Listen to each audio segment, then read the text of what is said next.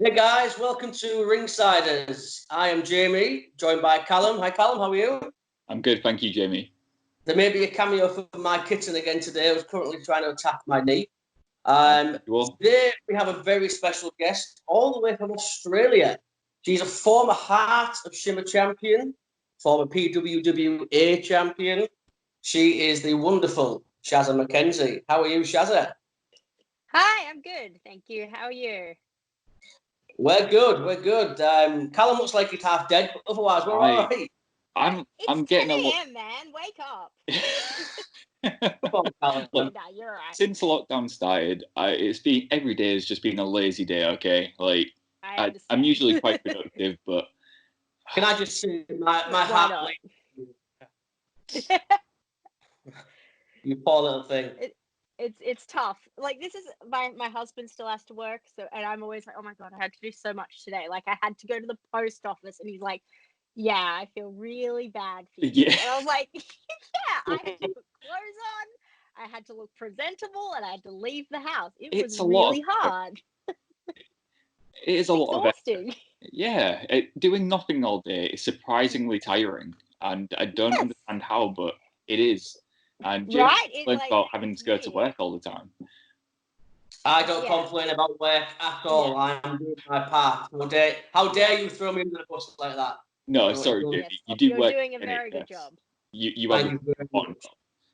But I don't know what you mean. I had a day off last Wednesday, and I had to go to the post office. And I was like, right, I'll get up, get dressed, go to the post office, and the post office was closed. The one day of the week they were closed was the day I had to go. I had off. So all that effort to go to the post office. I hope they had a camera outside of the office, because my face just it was. You'd be like, it was a scene from a comedy movie. I was really giving that camera some stead. It wasn't the best day. What I always find weird is when we're doing interviews, it's usually with people who are in the US and they're behind by maybe 10 hours, but you're 10 hours ahead of us in Australia. It's already, 7 o'clock there?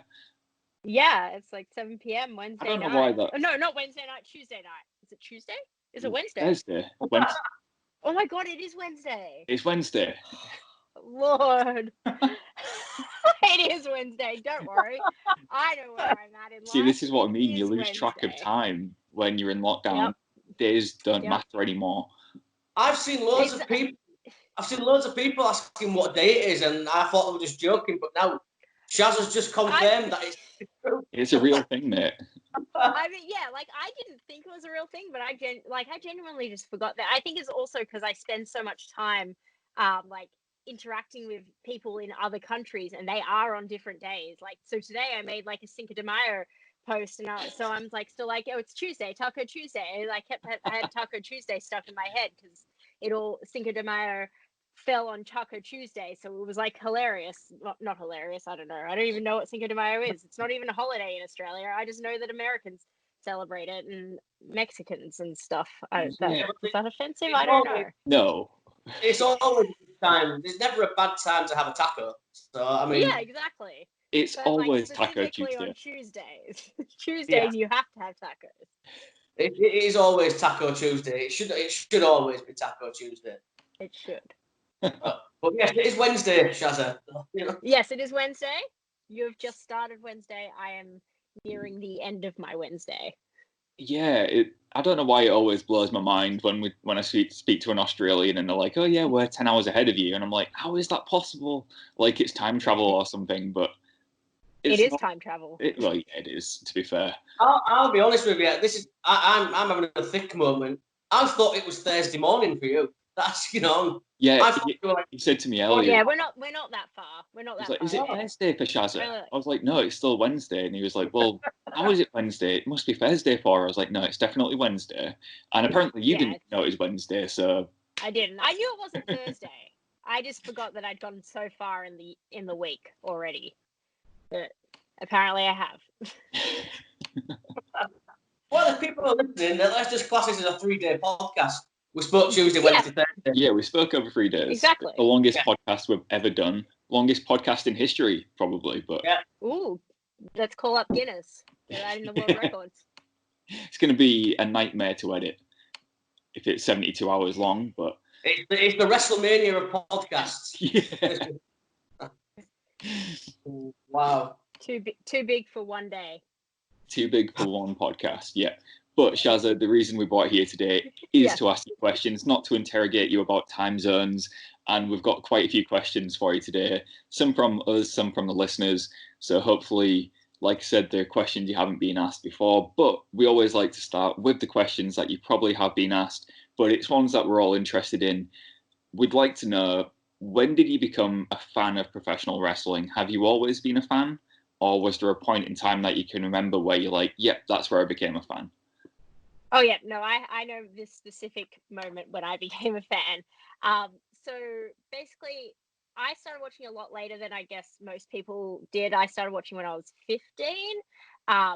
And I was kind of like a bit of a rebellious teenager, and I thought I was a bit too cool for school kind of thing, hanging out with people and being kind of cool. And I had this boyfriend at the time, and I used to, at the time, like 15 years ago, Raw used to air on Friday nights in Australia, and then on SmackDown would air on Saturday nights. So I'd always be over at my boyfriend's house on Friday and Saturday nights or whatever. And he'd always be like, oh, I want to watch the wrestling. I want to watch the wrestling. And I'd be like, that's lame. I don't want to watch the wrestling. That's boys in tiny Speedos and oil. I'm not about it. Whatever. And then somehow one day he was like, no, like we have to watch it. And I know now why it would have been, because it was Raw after WrestleMania. So I know that is why we were watching it now when I look back on it. At the time, I was like, I don't know why we have to watch this. This doesn't matter. So it was the Raw after WrestleMania 20. And the specific segment that I remember was a Jericho highlight reel with Trish Stratus. And she just turned heel. She was with Christian, and yeah, I watched this segment back the other day, and I don't understand what made me fall in love with it, because the whole segment, the crowd is chanting slut. He's calling her some derogatory names, and it's just not a good representation of a strong, empowering woman. But for some reason, I saw this segment and I went, Trish Stratus is the coolest person I've ever seen in my life, and I love her, and I want to be Trish Stratus. And literally instantly, I was like, nothing else in my life. I broke up with my boyfriend. I stopped going out, and all I did was watch wrestling. It's just one of those things. I think you don't half fall in love with wrestling. When you fall in love with wrestling, you're in. Yes. You're not just yeah, kind of. No, you like wrestling. If you like wrestling, you're in. And that's basically what happened. And everyone just thought it was a phase, and then it wasn't a phase. And now I'm 31 and I still watch wrestling. That's pretty cool. It's nice to watch wrestling, and it's never going to end.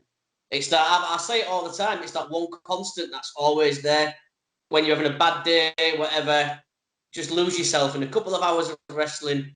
It's the greatest thing on the planet for me. So I feel I do. I'm totally with you on that. I can't imagine. Have you ever had the chance to meet Trish at all?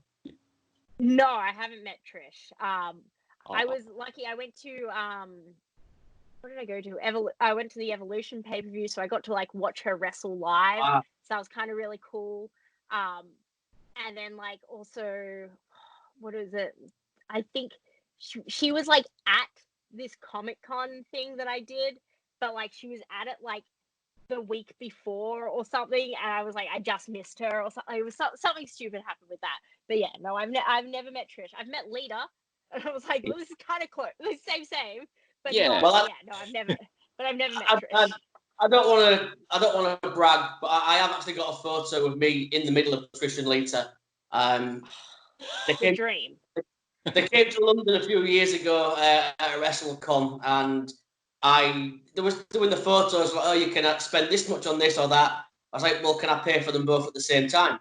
So I actually have a picture with Trish and Lita, and they were both absolute sweethearts, but Lita especially is just very cool and laid back. She just sort of came up to me and arm around me we'd been pals for years. And they were lovely, and two women that I still miss to this day watching wrestle. They were pioneers. 100%. They're 100% the reason I started watching wrestling. Like Trish is the reason I started watching wrestling, but like that whole generation of wrestlers, with like Victoria and Molly Holly and Jazz and Ivory, like that whole like there was like that whole like section of women was like, this is what I want to do. And I'm very lucky that I started watching when I started watching, because only like a handful of months later Diva Search started, and I don't know if I would have fallen in love with wrestling the way I fell in love with wrestling had I started watching during the Diva Search. Because I was already in love with wrestling, I loved the Diva Search because it was already part of what I was interested in. But I had I waited a few months, I always kind of think, like, would I have been like, oh my God, this is great watching Christy Hemme sit on a pie? I don't know. But already as a wrestling fan, I was like, hell yeah, Christy, sit on that pie. Your ass is hungry. Yeah. So what you're saying is the highlight reel and Trish Stratus got you into wrestling? Yes. Yes. I would like that, just that whole feud with Christian, like heel Christian and Trish, and then Tomko coming, like all of it. Yeah, heel turn was incredible. The way Trish did that heel turn when she just started slapping Chris Jericho. I remember at the time I was a huge Christine fan, but even at the time I was like, what? Yeah. Well, like I started watching after that, but like I've gone back and I've watched that match so many times because I just think it's such a like iconic moment like in the history of wrestling, and it's just it's what I always appreciate as well is the fact that people obviously talk about Trish and Chris Jericho and that, but I think people forget as well just how underrated Christian is. He's amazing. He is one of the most incredible guys I've ever seen in the ring. There's nothing he can't do. He's how was he not? I have a funny story. It's kind of a funny story. It's just so my husband and I we always have this giant debate about who was the biggest star, like who was the first big star to go to TNA. And my husband loves Jeff Hardy, and he's like, no, it's Jeff Hardy. Jeff Hardy changed the game. And I was like, no, bitch, Christian Cage changed the game. I was like, he quit WWE to go to TNA. Like, he brought the game. And then everyone freaking followed him. And I just need to, Christian made a statement by going to TNA. Jeff Hardy already released. Christian to go there. Christian made he did like an interview. He said, no, I'm just leaving because I want to break. And then he was like, bam. Captain Charisma's here. That was such a cool debut. I remember watching that and thinking, this is it. This is like when TNA really becomes something. Because they've got a major player now. You thought like this was it. Like this was the moment that there was going to be another like Monday Night War or whatever. Like that's what that whole thing felt like when Christian then like a few months later, or it was probably only like a month later. In my head, it was months later. Kurt, and then like it just kind of like. That whole era, like you just really like you thought it was going to happen. I think of it like this as well, going back to Christian. When Ric Flair was inducted into the WWE Hall of Fame and TNA wanted a favour in return, who did they ask for? They asked for an appearance from Christian. They didn't ask for Jeff Hardy, but they asked for Christian. Yep. You tell your husband, Shazza, me and Callum have got your back. Ringsiders podcast has you back. Yeah, it's Christian Cage. Unbelievable talent. Talent. But it's not just like us, it's his peers as well. His peers have always said that Christine's one of the easiest people to work with. And if you want to look good in the ring, you work with Christian because he'll make anybody look good. And that's just testament to how underrated he is, really, undervalued. I've always thought he should be a multiple time world champion in every position. I mean, he had two title runs, but they were very short. They were kind of like token title reigns. I always thought he should have had that one long run at the top as like a chicken shit heel who just ran away from every challenge. And I could go on about Christine all day. I could too. I absolutely adore him. He's hands down probably one of my favorite wrestlers of all time. I used to have like pictures of him all over my like books at work, at school, not at work. I didn't have books at work. That was my school books.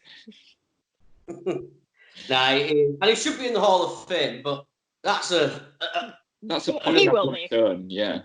But this is the Shazza McKenzie appreciation podcast. Yes. Sorry, I just really like talking about wrestling, so I'll just if you ask me wrestling questions. Oh no, I just dropped my husband's earbud. Oh dear, don't lose those. AirPod thing. Oh no.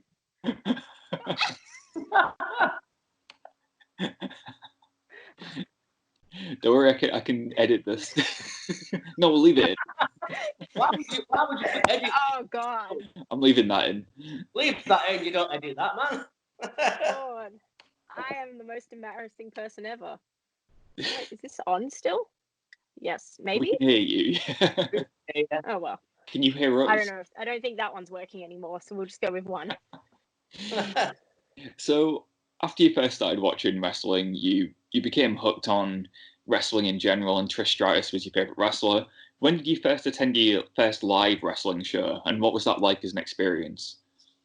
It wouldn't have been much longer. Like it was all in that same, 2004. Like it all really happened very quickly for me. Kind of, not really, but like my point from deciding I liked wrestling to deciding I wanted to go to watch wrestling to deciding this was the only thing that mattered in my life and this is what I was going to, it was very quick.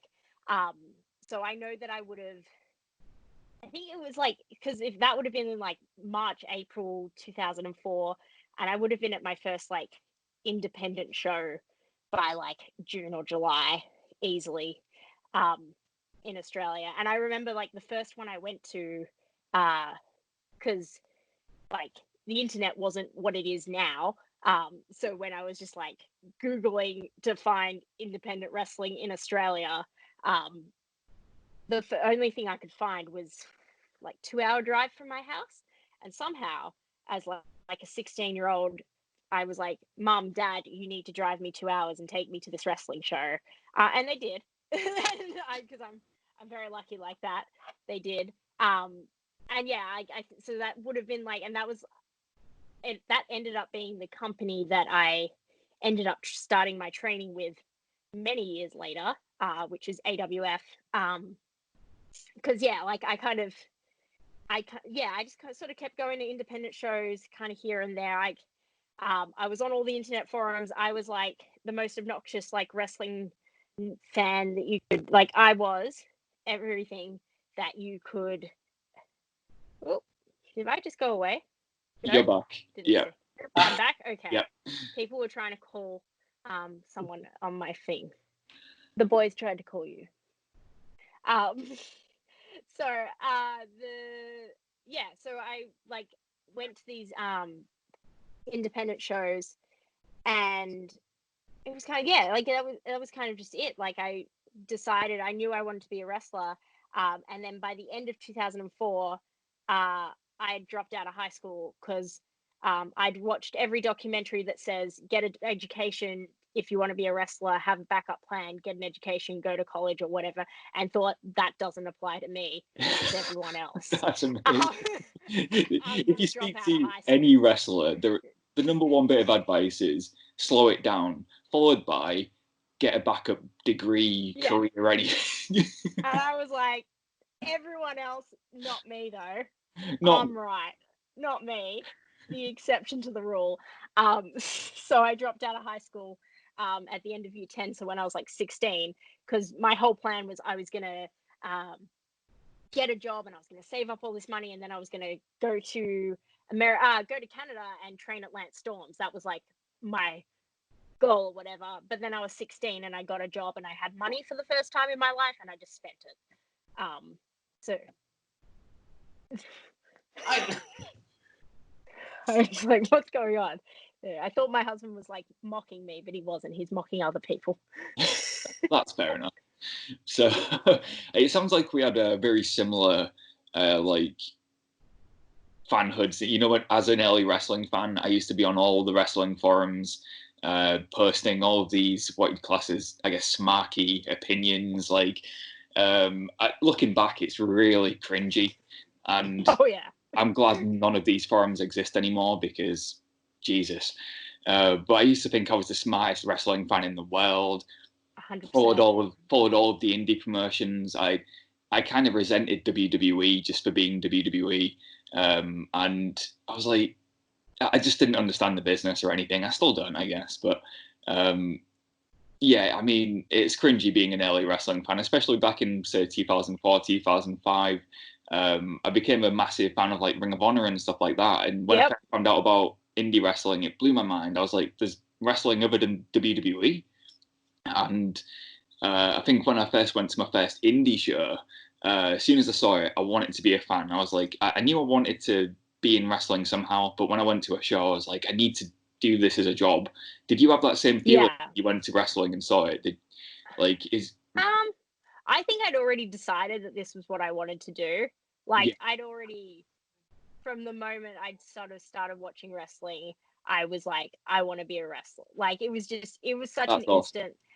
Like, I think it's like growing up my whole life, I wanted to be a singer. Like, that was like from when I was a child, I wanted to be like a pop star. Like, that was my thing. So, I used to do like, I don't know, what are they called? Like a Stedfords and talent shows. And I would always be dancing and singing and doing all these things. And like, and then I think when I found wrestling, because I'd kind of started as a teenager, I started to rebel against all of that because I felt like growing up. It's not that my parents put too much pressure on me. It's just that I said I wanted to be a singer, and they were like, okay, well, we're going to do everything that we can to help you do that. And then I got to like my high school and I was like, I don't want to do this anymore. This is too much. And it's just stopped.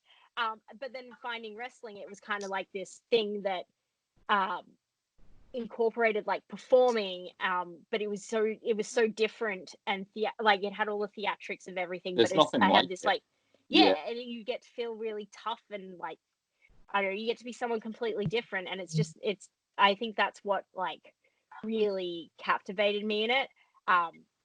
And I'd always wanted to do like some sort of fighting, like martial arts and stuff growing up, and my parents would never let me. And wrestling was the thing that kind of like, I was old enough to be like, no, I'm going to do this now. Well, once I was over 18, I was old enough to be like, I'm going to go do this now, because there's like laws and stuff that won't let you do this under 18 without parental consent.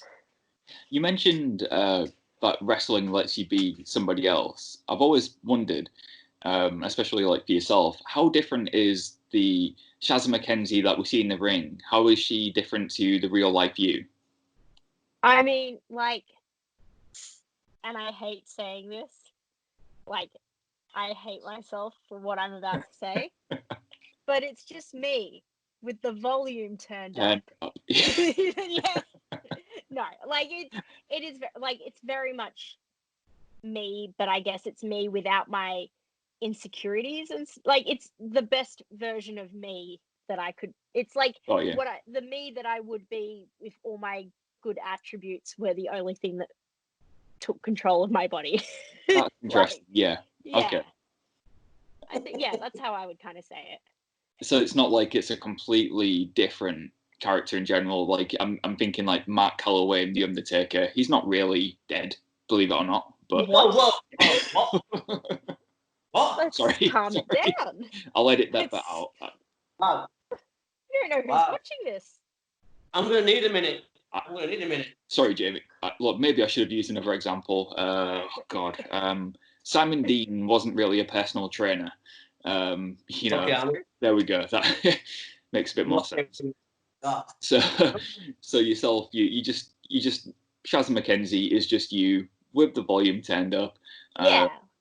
There's no better way of describing it. Like that's the best way. Yeah, The Rock always said that. The Rock people said, didn't they? Yeah, it's me with the volume turned up. That's the best way. And we were saying this the other day. Actually, we interviewed Christian Cabane. He's a really good wrestler from America, and he was saying he finds it better to be himself with the volume turned up because people relate more to genuine characters.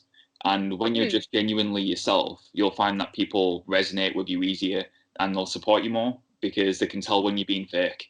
And I thought that was really interesting. Do you think that applies as well in most cases? Yeah, I think that's definitely a thing in like 2020 where people know wrestling's not like it's a predetermined sport. It's like we're not trying to we're no longer trying to convince people that it's real because everyone knows it's not real. Yeah, we're trying to let people escape reality. So for like however long.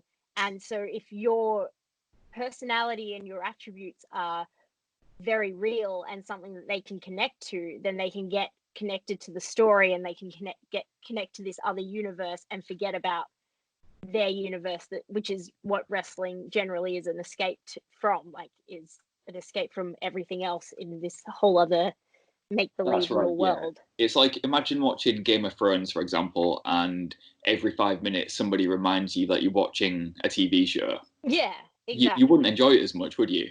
But you know, for that 1 hour, your disbelief is suspended, and you're in that world. And I think that's what wrestling is. Like you said, it's an escape from reality. And I don't think there's a better escape from reality. If you're a wrestling fan, there's nothing like it. And I'm guessing for you as a performer in wrestling, it's cool to be able to give that to people, that escape. Yeah, exactly. And it's something that, like, I get to escape myself as well. Like I get to, like when I'm Shazza, I'm strong and I'm confident and I'm like not scared of anything. But when I'm me, Chantel, I'm horrified of the world and all my real life anxieties exist. So like it's an escape for the performers as well. Like, and I think that's something that's that fans also don't necessarily like grasp. Like we're all just trying to escape from something, and we've all ended up in this weird little world of professional wrestling that is so different to everything else, but it connects to us all, and that's why we're here. And we're all here because we're passionate about it, because it bloody hurts, and no one would throw their body into the ground unless they really, really liked wrestling. Yeah, that's always been something I thought. Like, if you're in wrestling, you love it, and if you're a fan, a performer, whoever you are in wrestling, you know that you have something in common. And I've always found that cool about, like, anytime I've been to WrestleMania, when you're at Access or at the WrestleCon or anything, anybody you meet, you've got something in common with straight away. Yeah. And even it's if you meet, it's so cool. And if you're a wrestler, you've got something in common with that wrestler. You both love wrestling. And like you said, it's not something you do if you didn't love it, because who wants to throw themselves 1,000 times into the canvas? Because it's a job, you know, you do it because you love it, and you just happen to get paid for it too, which is pretty cool. But it's the love for it first, I'm guessing, which got you into it. Exactly. So. Like, well, yeah, if you don't love it first, you're not going to start doing it, and then the monetary rewards don't come. Absolutely, yeah. Speaking of escaping, like, reality for a bit, I want to talk about another escape from reality that you've got, and that's becoming TikTok famous, because the first time I heard of TikTok was on your Twitter, and it was a video you posted, and you said about TikTok, and I was like, what's that? So I had a look, and for a while you were the only person I followed on TikTok, and since then I've changed my personal account into the Ringsiders wrestling account, but the first time I saw it was on your account, and you were doing this weird dance on a Christmas Day, I think it was. It was like your husband's house. Don't touch me there. This is my no-no square. And I'm like, what is this? But for some reason, couldn't stop watching, and then started watching loads of other ones and scrolling through. And before I knew it, I'd spent maybe 5 hours on TikTok watching all of this stuff. So who knows what? What do you think of TikTok in general? Is it something that just passes the time, or? I think once people sort of figure out how to use it to build their brand, like the people that are TikTok famous or whatever that are making money from TikTok, like the influencers and stuff, they've worked out how to use TikTok to build their brand in like the influencer world. But I think like once like wrestlers kind of figure out how to we'll go with manipulate it to their benefit, and really embrace it, I think it's gonna completely change everything. It's like, it's powerful. It's one of those things like so I don't know if we had this recorded, but I mentioned that my husband works in social media. So it would have been in like April last year or so. Like it was like a year ago. He came home and was like, Shaz, TikTok's going to be the next big thing. And I was like, don't care, not interested.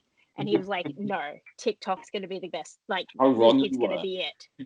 And then like, it wasn't until I think October that I started. Like, I had it on my phone for months, and then like one day in October I started watching it, and then the next minute I'd watched it for hours, and then by November I was like, I could do that dance, and then it just consumes your life. And like now with like quarantine, it's consumed a lot of people's lives, but I think it's good because now once we all get back to, whenever we get back to regular life, we've now all got this new platform that we can be creative and interesting on, and get people that it's not necessarily going to be wrestling people, because that's the thing that's different. It's like your For You page isn't going to be it's not all just people from wrestling, whereas like your Twitter feed and your Instagram feed is whoever you follow.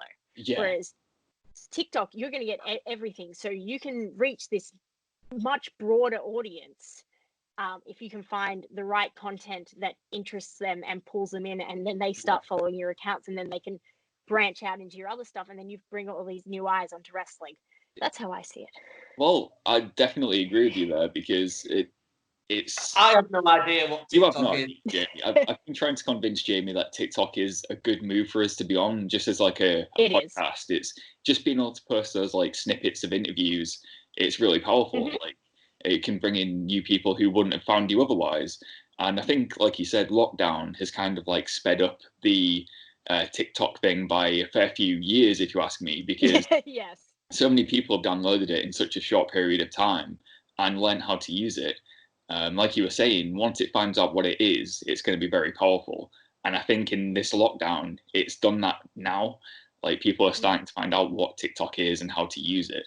And like it used to just be for silly dances, but give it a year, and I think you'll see the true like power of TikTok. It's going to be like the new Twitter, Instagram. It'll be mentioned in the same breath as those social medias. Oh yeah, 100%. Like I think that's like people are starting to realize that now.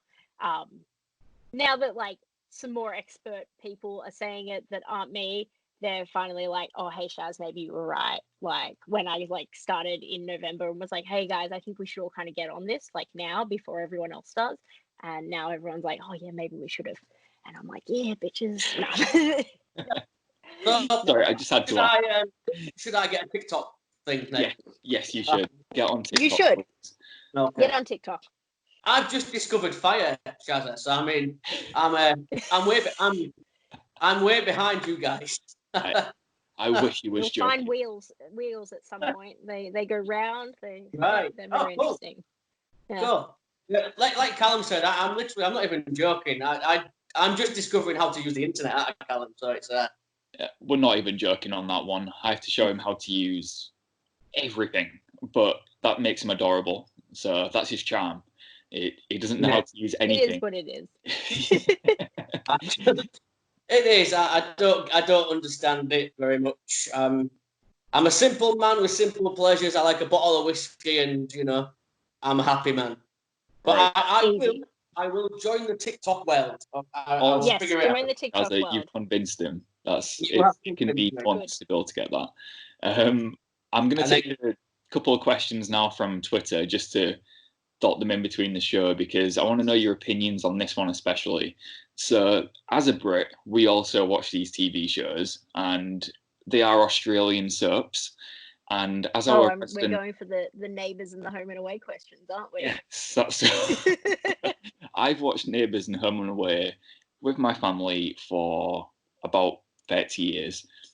So, Shawn Michaels I on Twitter asks, Neighbours or Home and Away?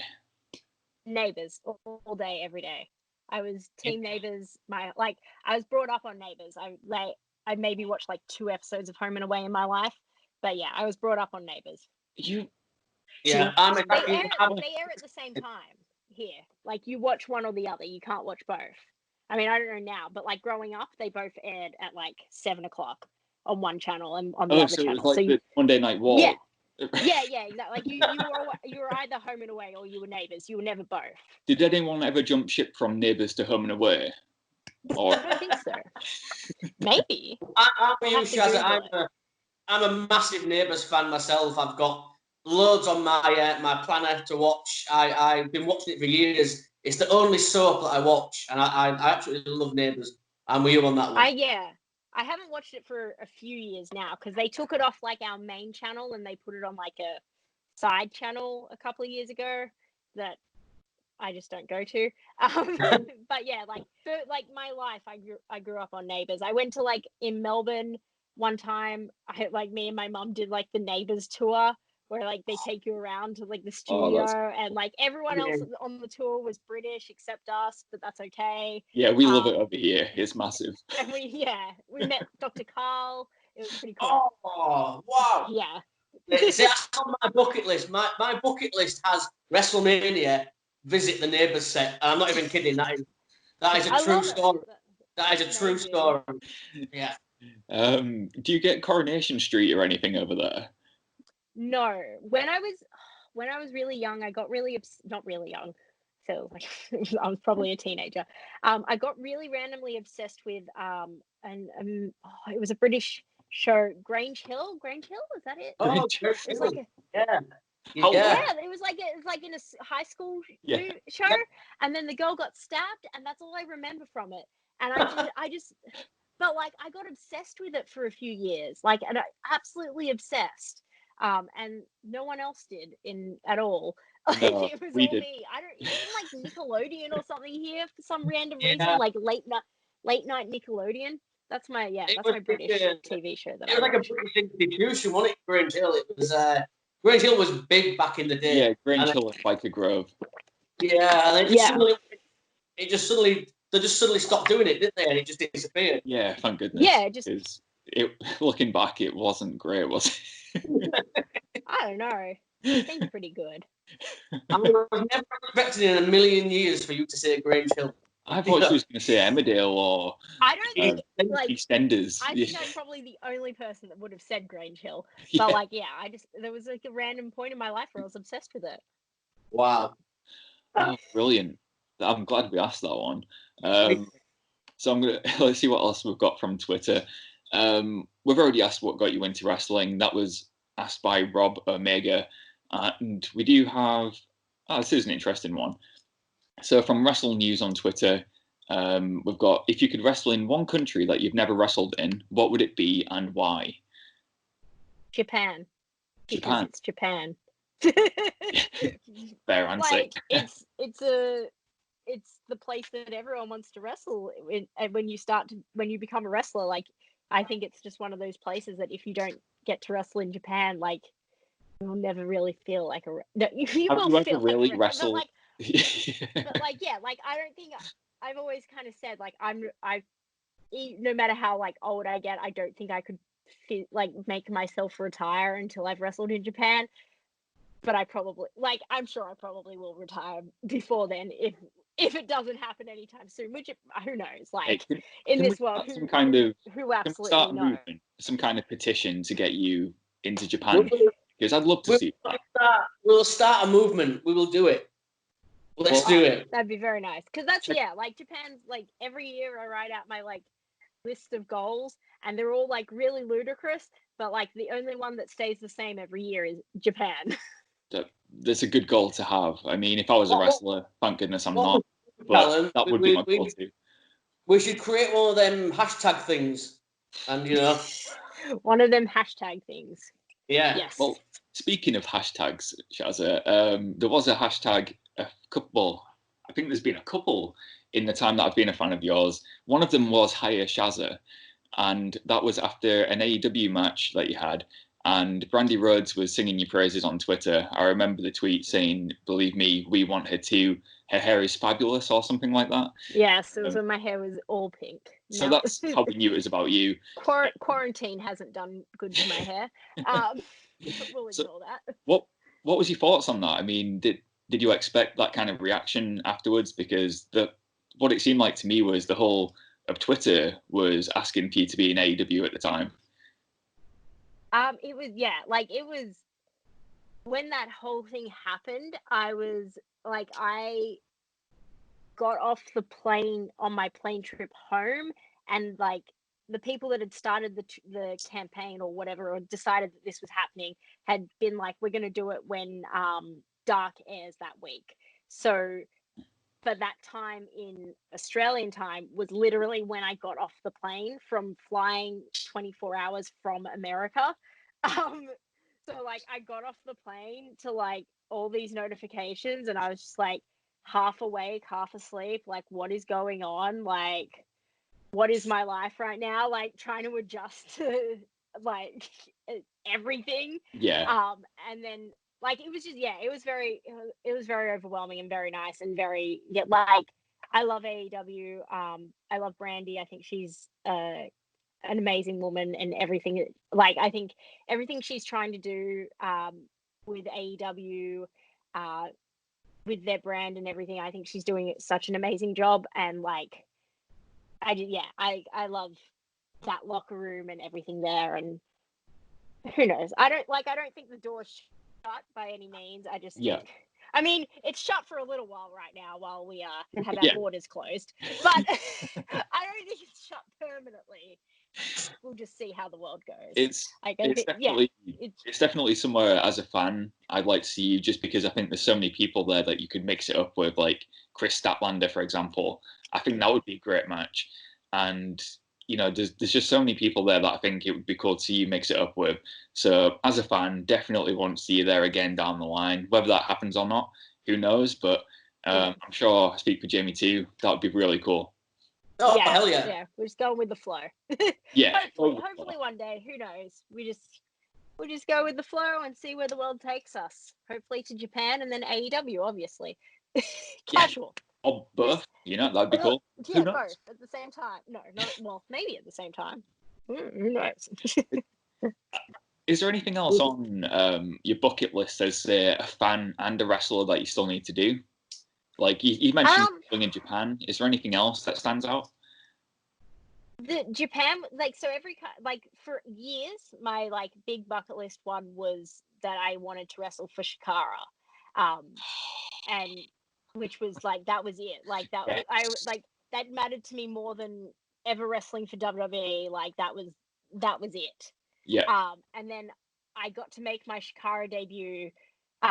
Night one of King of Trios in the main event of night one of King of Trios in 2018, and I was like, well, I don't know how my life is going to get better than this. Like it's peak. Like my team, where do you go from here? Like my team was like two of my actual like legitimate best friends in my entire life, like two of my bridesmaids at my wedding, like, and I got to like experience the, like it was just like I couldn't have asked for anything better.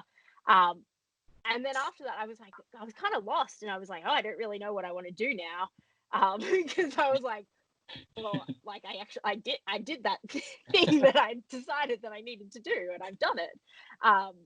But then I think I did like, and then I guess after that, like getting a contract is kind of like the end goal would be to live in America, like, and I guess, but it's not like, I wouldn't say it's like a bucket list thing, because it's not like I need to, like, if it doesn't happen, I'll be okay. Like, I'm not gonna like have mental breakdown.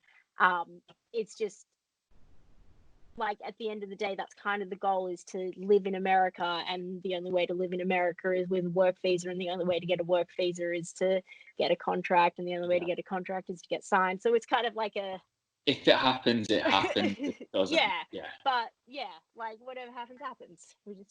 I just want to have fun with what I'm doing, and I think that's something I also learned in like the last year, is that I want to make sure that I'm enjoying what I'm doing, and not, because for a few years I put a lot of pressure on myself, like that I had to get signed because everyone was getting signed, and like that was just the thing. And I was like, then I realized like I don't, like I have a cool husband, I have lots of cool friends, and I get to wrestle around the world. Like, who really cares? Life's pretty good, yeah. Life's going okay. Yeah.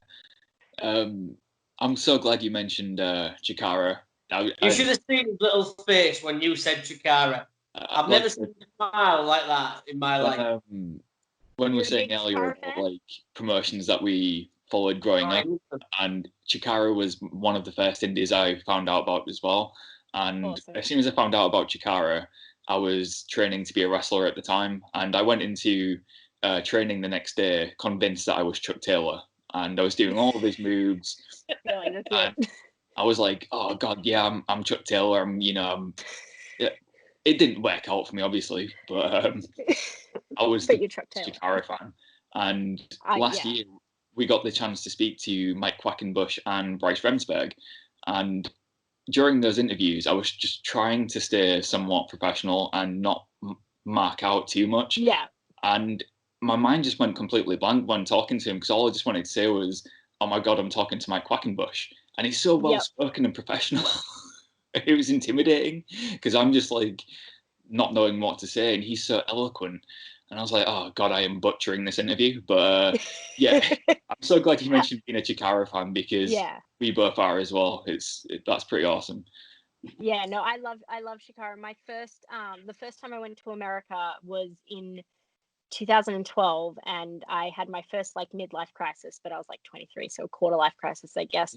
And I like quit my job and rented an apartment in Philadelphia, and I just went and trained at the Chikara Wrestle Factory for like 2 months. And like I just remember like I think my first training thing, like I did some drill with Quack, and then I was like, but he didn't say to like get out of the ring, and I just stood in the ring, and then my friend was like, Shaz, get out of the ring. And I was like, oh no, get out. I was just in this like panic mode, because I'm just constantly panicked, and I was like, I don't know what to do.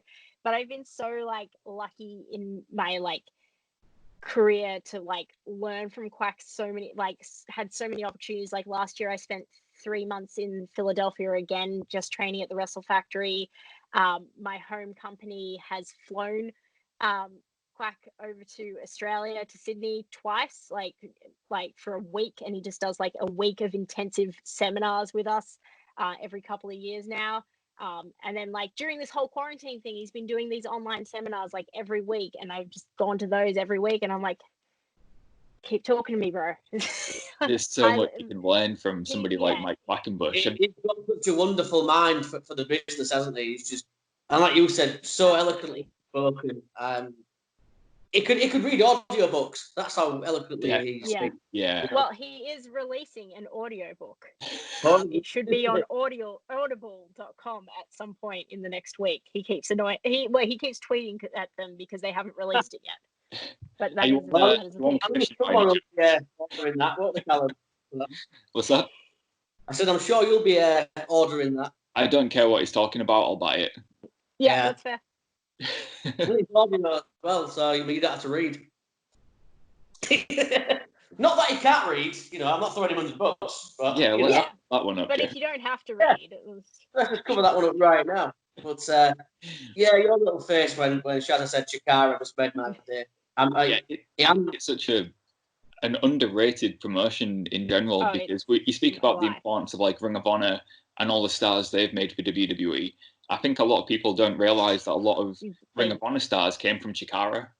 And everyone has walked through Chikara, and most of them have walked through Chikara in a mask, and I guess that's why a lot of them don't get their due. But like so much, like the talent that has come through the Chikara locker room is just crazy. I love Chikara. I love all their crazy stories. I have like, I don't know, hundreds of DVDs, literally hundreds of DVDs from Chikara from before there was a video on demand service. Obsessed. Like, love it. Did you ever watch PWG? I didn't. Oh God, I said that really loud. Like, I never got into PWG, and I don't know why.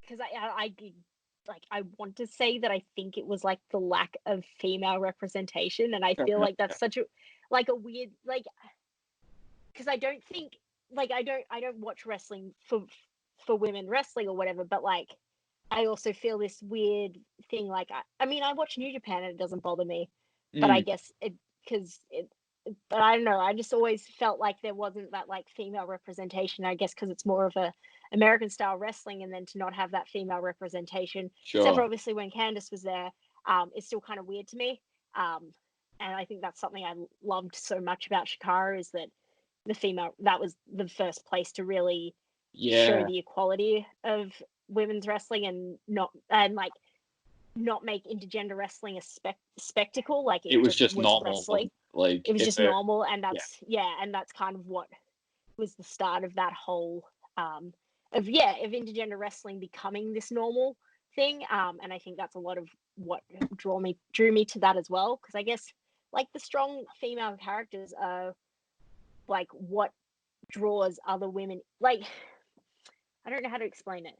It's just it's one of those things that you don't need to have women on shows just to have women on shows, but having strong women representation and something that a young female fan can look up to does wonders. Because like if Trish wasn't around, I wouldn't have, like, if it was just men on that on Raw that week, I wouldn't have watched wrestling.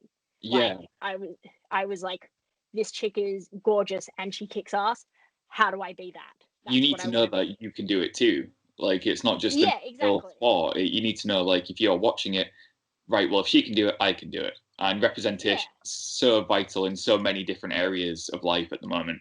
And like you said, you need those strong female, not characters, because that doesn't seem right. It's strong female personalities. That representation. Yeah. But yeah, that's interesting to know. And to be honest with you, I didn't even, maybe it's my own ignorance, I didn't even realize that PWG didn't have a female roster at the time. It's just one of those things that didn't click. And for some reason, like you said, it doesn't seem weird that New Japan doesn't have one. But it seemed weird that PWG didn't in hindsight. And like you said as well, Chikara really, really had a strong women's.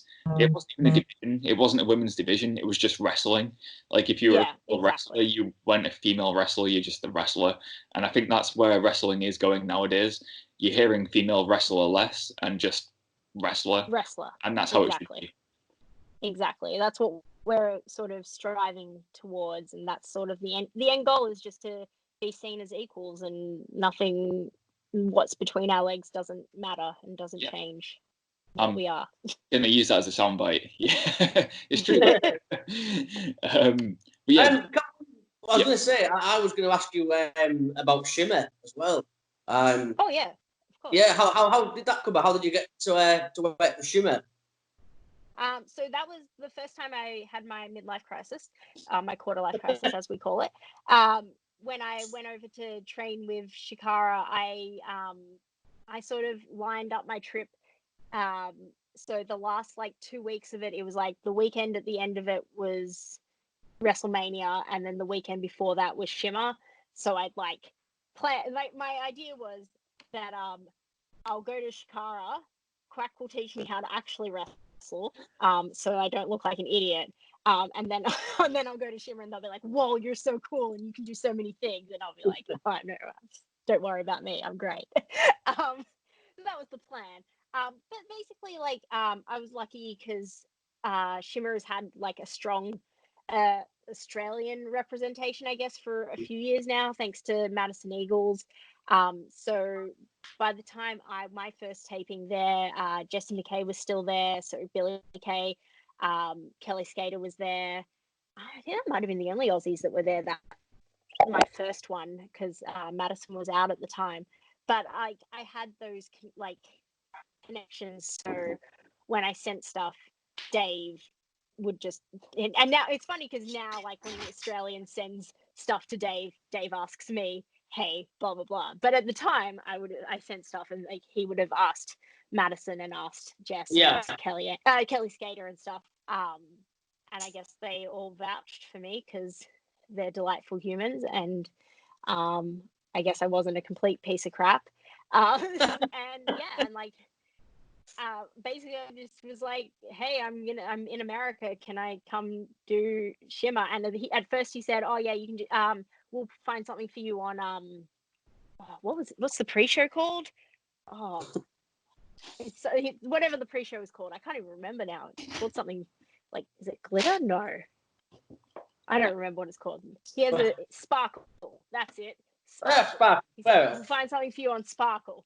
And I was like, "That's fine." And then like a week before the taping, he announced me on the forum. We don't use forums anymore, but there was a forum.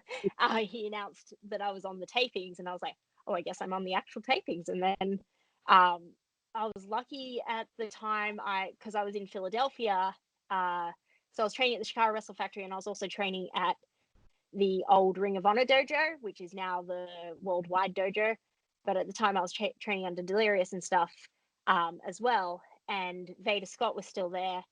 And like the night before we flew to Shimmer, I stayed with Vader, and that was kind of how I like became friends with her. And Dave had asked us like, hey, do you guys want to wrestle each other on the first taping, or do you want to be a team? And we were like, we want to be a team, because why not?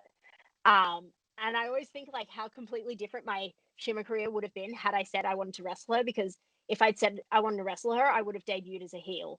And the whole 8 years would have been completely different, because she'd already debuted as a face. So if I'd said, yeah, I want to wrestle her, I would have debuted as a heel against her. And then my whole Shimmer career would have been completely different. But we were like, no, we'll be a tag team. And then we just kind of, I just kept kind of messaging Dave and being like, hey, can I come back over? And he kept being like, yeah, sure. And then eventually he started messaging me and being like, are you available for these dates? And I was like, that's nice. Well, I mean, I did notice as well, because I'm very professional and I do my research, that you did wrestle, I believe, Saraya Knight, Paige's mum. I what was sure that like? did. But yeah, because the Knights are quite a big deal over here in the UK, obviously. What was it like going against Saraya? Horrifying. Like that was my first Shimmer weekend. So the first time I'd ever met Saraya, I don't know if you've ever met her, but she's a lot to meet for the first time. And I will never forget like the moment, because I came out first. And so I was just in the ring, and then her music hit, and I just remember the collective when people realized that I was about to just die. Like there was just like this, they were like, oh no, she's dead. Like it's just this noise that I will never forget. And I was like, come on, guys. I'm pretty sure I was like specifically turned around, and I was like, come on, guys, I got a chance. And they were like, no, you don't. I was like, yeah, I do. It's gonna be okay, guys. Come on. But yeah, like it was very intimidating. Like I was horrified. And now, like it's crazy now, because like now I know her so well, like, and I've spent so much time with her, and like usually we spend like a couple of days in Florida essentially together, just hanging out and stuff. And I've traveled with her a lot and know her so well now that it's crazy. But like that first time I was just like, I'm so horrified. I'm going to die. So but I survived. It's safe to say she is a legit badass. Yes. The story is true from what we've heard. She's scary. Yeah. She's scary, but she's the sweetest, scariest person ever. Speaking of the Knights and British wrestling in general, is there any companies over here or any talents that you'd want to work with in the coming years? Oh, Debbie Keetle? Keetle? Is that how I don't know how I say her name? Yeah. I think she's fantastic. Gosh, who else is over there? Is it Aaliyah James? Aaliyah, yeah. Super flexy. Yeah, super flexy. She's crazy bendy. I don't even know how a human body does that. Like I did like a month in the UK last year, and I feel like there's just still so many more women over there and guys over there that I like. There's just so much talent that I haven't even scratched the surface of it all. I think one match that would be cool to see is I know she's Canadian. She's called Giselle Shaw. Yes, I know. I think that would be a cool match. That would be insane. She's Rev Pro champ. That's right. Yeah. You got to come back over to Rev Pro and hit up Andy. Be like, hey, Andy, you got to come back. No. She's had a phenomenal year. We spoke to her at the start of last year, and she hadn't won any championships or anything, and she was still relatively unknown, she said. And she was saying, just hoping to have a good year. And then at the end of the year, she'd won championships everywhere, and she's like fighting for the Progress Championship, and like she's a huge name over here now. And I was like, that's an incredible year she's had. So definitely. She really took the ball and ran with it. Yeah. And, I think that would be a cool match. If you ever get the opportunity to have a match with Giselle, I think that would be something. Oh, absolutely. And we'll be front row because, I want to see that match. I'll pay for the ticket. Yeah. All right. I'll let everyone know that we've got at least like 2 people that'll come to the show. We'll be going to every show when wrestling's back. I don't care where it is, I'll be there. But that's pretty much everything we've got for today anyway. I'd like to save some for maybe another follow-up interview down the line if you'd be up for coming back on. It'd be great to catch up with you in a few months when wrestling is back and find out what you're going to be doing in the future. But thank you again for joining us today, Shazza. It's been an absolute pleasure to speak to you. Very glad we've had the opportunity to. And remember, it's Wednesday as well. Yeah, it is Wednesday. Is it? It is Wednesday. It is Wednesday. Okay. 11 a.m. It's Wednesday. Wednesday, the 6th of May. Okay, that's what my phone says. But we've been Ringsiders. Shazza, is there anything you'd like to promote? Do you have a PWT store, for example? I should. Yeah, that's the thing I do, right? At the end of all these things. Yes. I have a Patreon. That's probably the best way to support me. So it's patreon.com/Shazza McKenzie. There's I do photo shoots and stuff like that. I do weekly live streams, stuff I just do little things I don't know, I'm cool. I talk to people. I don't know. This stuff. Then I have for merch, I have a Big Cartel, so shazzamckenzie.bigcartel.com. And then Pro Wrestling Tees.com/Shazza McKenzie. If you're in the UK, the US, that's probably the easiest place to get shirts. If you're based in Australia, the easiest place is wrestlermerch.com, because it's all shipped within Australia, and so it's cheaper if you just get it into Australia. But that's everything. My socials, you should follow me on my socials, at Shazza_McKenzie, on the Twitter and the Instagram, not the Instagram. That's another story. Then Facebook, I guess you just Google and search Shazza McKenzie. I don't know. Does anyone use Facebook anymore? I don't know, man. I don't know. I don't have Facebook. Yeah. Do you want to plug your TikTok? Get some. Oh yeah, my TikTok. It's at Shazza McKenzie. I was pretty lucky. I got my name in there before anyone tried to get a fake one of me. I do this a lot. That's the only thing I know how to do. Stop the only TikTok dance I know. Jimmy, what's your socials? Can you remember? Red Wolf JB. Red Wolf JB on Twitter and Instagram. That's it. Yeah. Good job, mate. Nailed it. Thank you. But I am going to get a TikTok now. Shazza has inspired me to go on the TikTok. Wow. Good man. Thank you, Shazza. That'll be a delight. You can find me at Hooch McGraw on Twitter, Instagram. I think that's all I've got. And you can find us at Ringsiders Wrestling. You can find us at Ringsiders Wrestling on YouTube, anywhere podcasts are available, and on Twitter, TikTok, and I think that's it. Yeah, that'll do. But Shazza, thanks for joining us. It's been great talking to you. Hopefully have you on again sometime down the line. And we've been Ringsiders. Thank you.